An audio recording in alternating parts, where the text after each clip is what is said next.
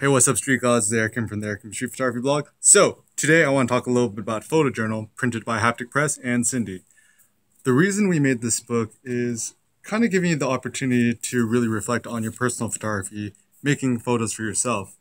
And I just wanted to go over some basic assignments and questions, hopefully as a way to just kind of remotivate you to make pictures. So I think one of the most important things in photography is to know what you don't like to photograph. So that's actually day 4 in Photojournal. And the reason why it's important to ask yourself, what do you not like to photograph? So I think a lot of us are trying to find our personal style in our photography, and we don't really know what we like to shoot. But in order to overcome that, the easiest thing is to figure out what you don't like to photograph. So for example, I generally find pictures of landscapes boring. I don't really like to take pictures of non-humans generally. To me, photographing humans is much more difficult and therefore much more interesting.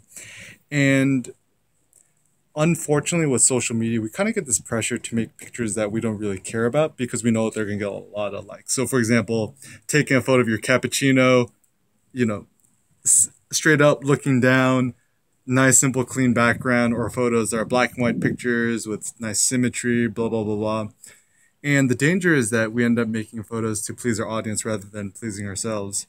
And personal photography is all about making pictures which bring you joy, bringing you excitement in life, that you're making pictures for yourself.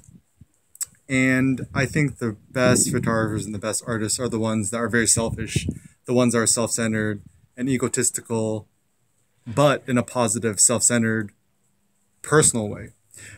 I think as a photographer, it's a good idea to make pictures first for yourself, and then obviously promote your work and put yourself out there, and then let your audience find you. The reason why I think this is important is that I think the only definition of an artist is somebody who's true to themselves. And I think the only definition of a good photographer is somebody who only makes pictures truly for themselves. The only way I would define a bad artist or a bad photographer is somebody who betrays his or her own inner vision. So friend, I recommend you, when you're trying to make more personal pictures, ask yourself, why do I make pictures? For whom do I make pictures? And what about my heart and my soul do my pictures show and reveal about myself? And some personal photo projects you guys could work on, this is straight from Photojournal, is I'll just kind of go down the list. So number 1, document your morning routine for a week. Number 2, photograph only the hands of your loved ones for a week. Assignment 3, do a self-portrait photo project of yourself. 4, photograph only from a 1-block radius from your home for a month. 5, make a portrait of all your coworkers or colleagues at work or school, wherever you're at. 6, only shoot with your phone for a month. 7, delete all of the photos from your social media account and restart from scratch. So this is a good way to re-inspire you to be liberated from your past and to recreate. 8, ask all the loved people in your lives to make a portrait of you. So it's kind of switching it up. Is not you just photographing other people, it's you putting the power in other people's hands. 9, print out a photo book of your 20 favorite personal pictures and give a copy away to your loved ones. So I recommend using blurb.com.